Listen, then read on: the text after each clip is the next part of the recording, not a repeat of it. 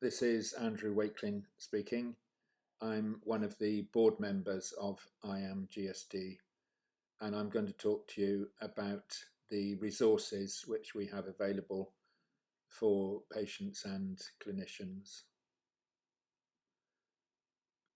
First of all, I'd just like to introduce us as an organisation. We're the International Association for Muscle Glycogen Storage Disease, and we're a patient-led international group looking to help people with muscle GSDs. We've got a board of members around the world, and we have a scientific advisory board to help us with the more technical aspects of the work that we do. The website is really a major source of the resources that we have. First of all, on the About Us menu, we have details of the vision and mission of the organisation, about our governance and methods to contact us, etc. Then on the Muscle GSD menu, we explain what muscle GSDs are, and we have this diagram explaining the different GSD numbers which have been discovered so far. And then we explain the GSDs that we cover. You'll see in this table that the second entry is for myocardial disease, GSD5, and our best estimate is that there are 4,000 to 5,000 people diagnosed with this condition worldwide. Whereas you can see in the right-hand column that all the other GSDs combined represent only a tiny fraction of the number diagnosed with myocardals. So there's often much less known about these other conditions, and there's much less that we can do to help them, but we do endeavour to, and we have a page on the website for each of these conditions. GSD5 myocardial disease has the largest incidence, the highest incidence of patients diagnosed worldwide. So there's a lot more information about that than about the other GSDs. This page leads through to all these different sections. People perhaps who are wondering if they have got myocardals, or information for the newly diagnosed, ways to explain it to your friends, information about our peer support, links to videos, etc.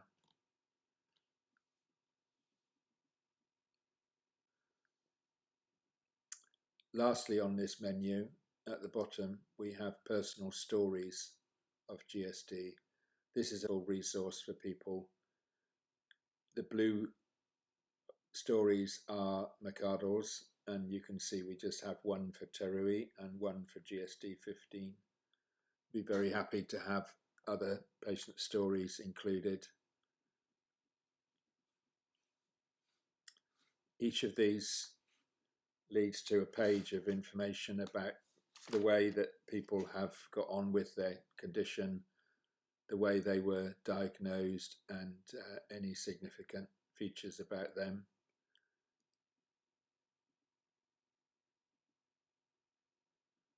So remember, that's a useful resource on the Muscle GSD menu. The next thing I want to talk about is publications.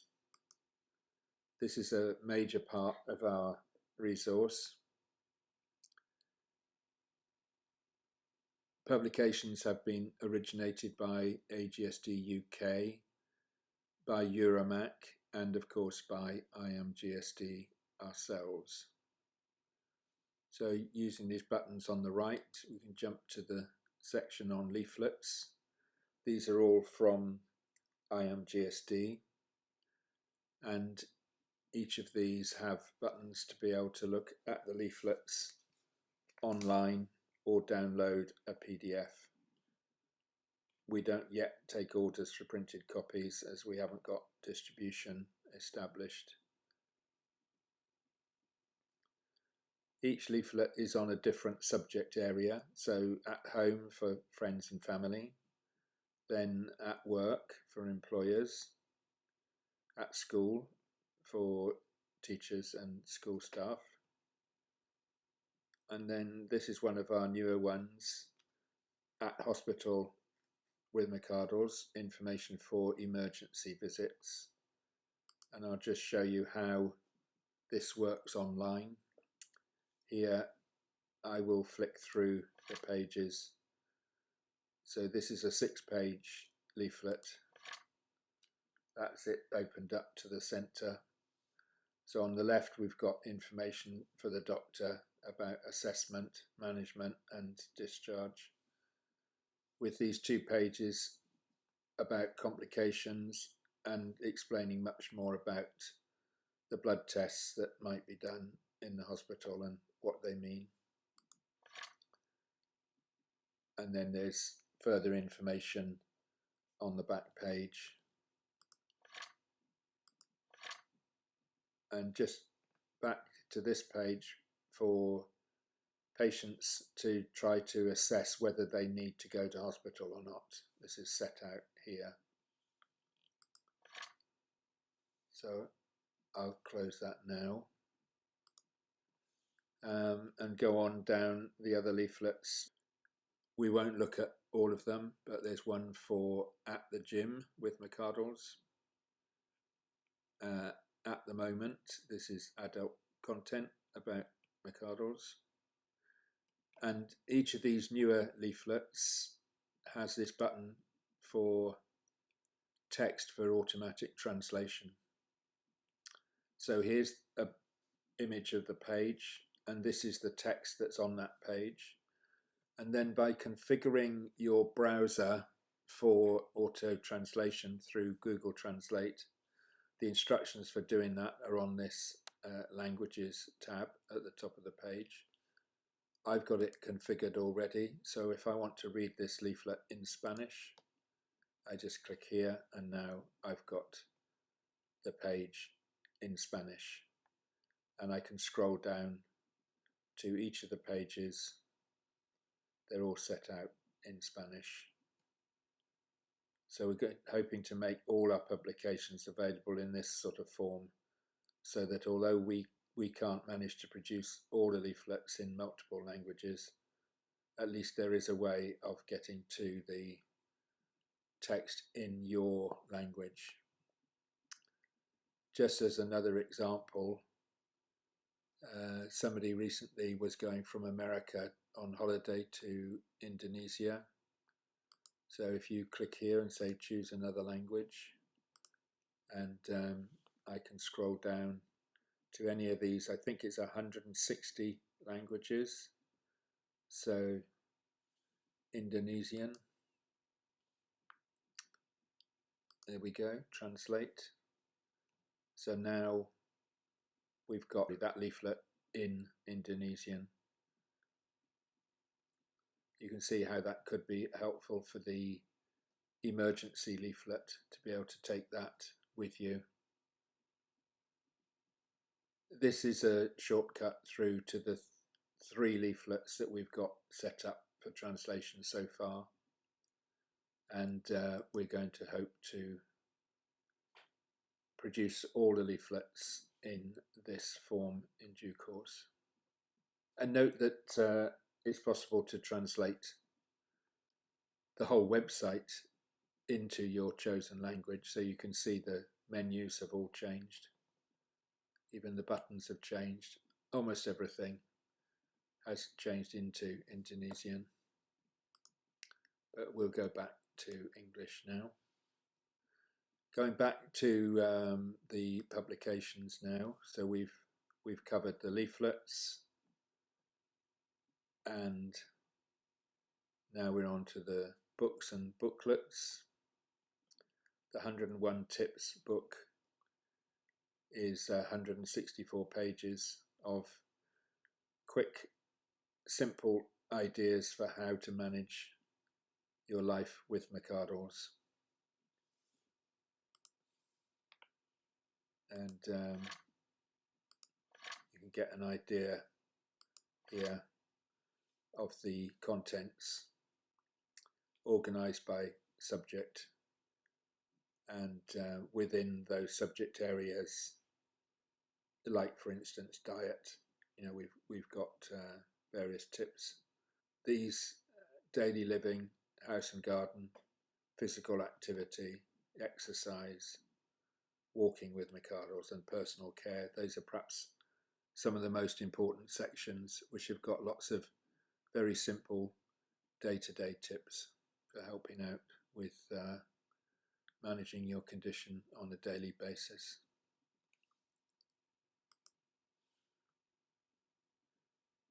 This next booklet is mainly for clinicians rather than for patients, but it can be very useful. This is a booklet based on a paper called Clinical Practice Guidelines for GSDs 5 and 7, which was published in the Neuromuscular Disorders Journal at the end of 2021. And that was published with some supplementary material, which was only available for download from the journal's website. But we've put it all together into one booklet. This is a consensus document from a total of 18 patients, clinicians, and researchers from around the world, agreeing on subjects such as diagnosis and management of these two conditions. The McArdle Disease Medical Overview is a 20-page booklet, very much aimed at general practitioners, but also any other specialists that you might need to see for other medical conditions that you might have. And this gives a good medical overview of what the condition of McArdle's is all about.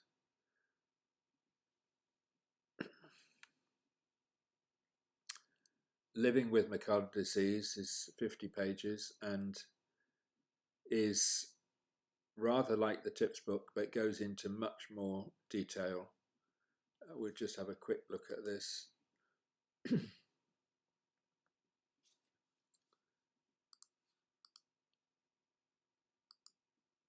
So here's the contents list, and you can see there are pages on all these different subjects.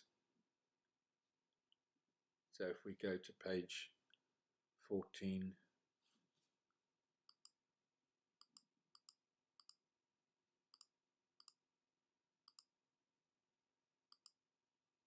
so here we are, second wind, which is perhaps the most important technique for McArdle's, is learning how to get into and make use of second wind. And there's actually another page as well. So there's 3 pages explaining how to use second wind in some considerable detail. So this is a much more useful, in-depth account of some of the issues to do with the disease. And then 2 more books. The McArdle Disease Handbook, which is actually really about the medical side. It's an account of all the research which has been done into McArdle's over the years. Having said that, it was published in 2011, so there's obviously new material come out since then. So this is still available online, but it's out of print. But you can download a free PDF or view it online. And then this is just a nice story. This is also out of print, but this is the story of the walk over Wales when 4 people walked from North Wales to South Wales, 210 miles, and across a lot of the mountains, and learnt a great deal about McArdle's en route. So that's Stacey's journal of those 32 days, and also lots of photos and a post of our daily blog that we posted every day through the 32 days. So there's our blog of how we were getting on. And lastly, we've got emergency cards, which everybody should really carry just in case you get caught out and end up needing to go to hospital. And these cards have got a reminder and a very brief bit of advice to the hospital as to what they need to think about. So that's the publications resource. The next thing really is videos. We've got a huge amount of videos available on 2 YouTube channels. IamGSD has its own YouTube channel, and there's also one from AGSD UK, which has quite a lot of McArdle content on it. And there are these 2 videos from Euramac and EAMDA.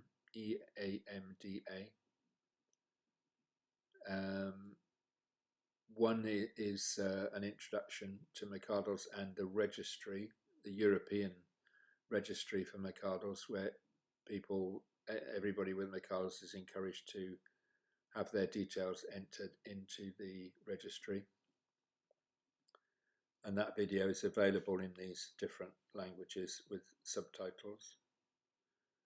And then this is a presentation for a scientific conference presented by Dr. Ros Quinlivan, who runs the McArdle Disease Service in the UK.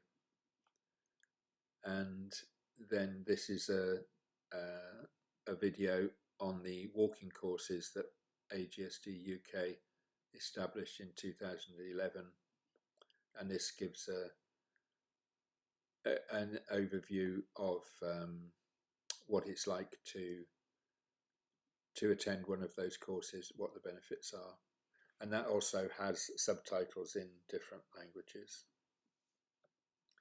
If we just go through to the YouTube channel for IamGSD, so this has a featured video, which we won't play now, but and then there are playlists, so videos grouped by different subjects, and the list of all the videos that we've got on there. So you can see there's quite an amount, and they vary from little snippets of information, even sort of daily reports from Walk Over Wales, and through to quite heavyweight scientific presentations. So there's all sorts here. Here's an introduction to exercise for McArdle's from an exercise physiologist. Then another area of resource is our social media. So IamGSD uses Facebook as its main social media. So we have often directors or volunteers from IamGSD who are admins of the various Facebook groups, and we explain here what they are. They're branded as IamGSD, and you can have confidence that they're being monitored by somebody who knows what they're doing. So we've got the main McArdle's disease one, which currently has about 2,500 members all around the world. And remember, this it can be used with Translate, so automatic translation. So it's actually useful for people from many countries, as applies to the other Facebook groups as well. Then there's one specifically for parents of affected children, because obviously they have a different perspective on things to people who've actually got the condition themselves. Then we set up one for ketosis, the use of a ketogenic diet in McArdle's. It's not yet medically proven or approved, but there are many people with McArdle's making use of this diet to make their lives easier, and they can share information online through this group. Then we've got one for GSD7, which is very close to McArdle's, just a little bit more difficult. And then we've got one for relatively new, very small numbers involved, but one for GSD9D, which is the muscle subtype of GSD9. The other subtypes are hepatic subtypes. And there's an IamGSD one for people in Germany, which is posted almost entirely in German. We do have Instagram account, but it's very seldomly used, so I wouldn't worry about that one. We do sometimes bring it into use for special events, and I've mentioned the YouTube channels already. And Twitter, again, we don't really use it. We have got an account for Twitter, but it's not a main social media outlet for us. The real outlet is the various Facebook groups. Obviously, you can see that there's many other resources online here. For instance, this is the ability to look at maps. So, North America map. This is what people who've they're almost all. Oh, there's one. No, just got the name, but no actual address details. But people have. Sometimes they've said yes, we can put their email address on. So this is updated now and again. It probably could do with an update right now, and we'd be happy to add other countries as and when required. It's very useful if you want to make contact with other people in your country. You can look at the map and see whether there's somebody nearby or perhaps close to where relatives live or something like that would be suitable to meet up. Then you sometimes they've given their email address, but more normally you would then contact IamGSD and we can facilitate the introduction. There's a lot more resource under the medical menu. So for instance, this directory of clinicians, this is a global directory which you can sort by country or institute, etc. This is being updated at the moment, but this gives we really want to encourage McArdle's patients to concentrate on small number of centres in each country so that they build up a degree of expertise, which just won't happen if if we all go to different neurologists or neuromuscular specialists. We really want to focus on small numbers of clinicians in each country. So that's a great resource when you first get diagnosed. You may have been diagnosed with by somebody who's perhaps only seen you with McArdle's, never seen anybody else, or they've got one or two patients. But hopefully you will find here a specialist who has seen dozens or even hundreds of people with McArdle's, and therefore they've got a degree of expertise which most clinicians won't be able to have.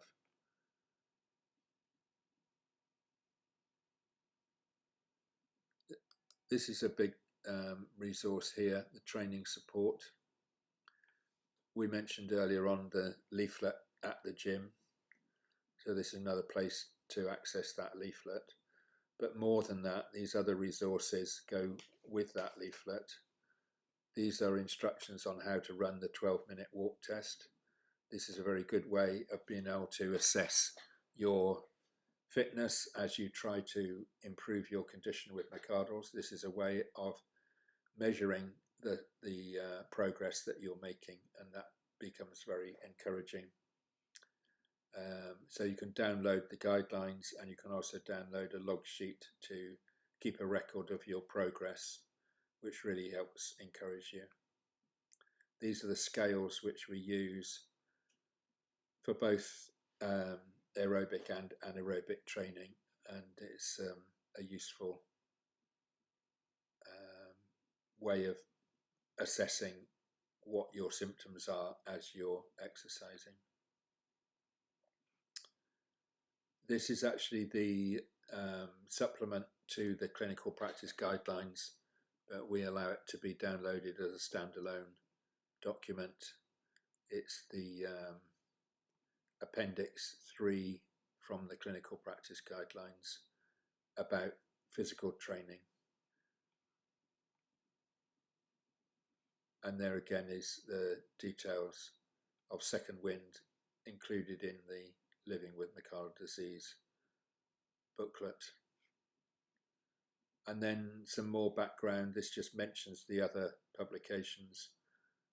But here we've got several key videos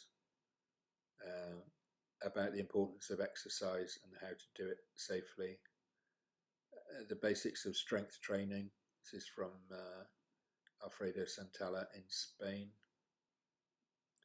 And this is a demonstration of somebody doing the 12-minute walk test at home. So actually assessing himself, how he's getting on with his fitness regime. And I think that's about all. By all means, explore the rest of the website. There's a great deal more information available, but those are the key resources that I have outlined for you. Okay, thank you very much. Goodbye.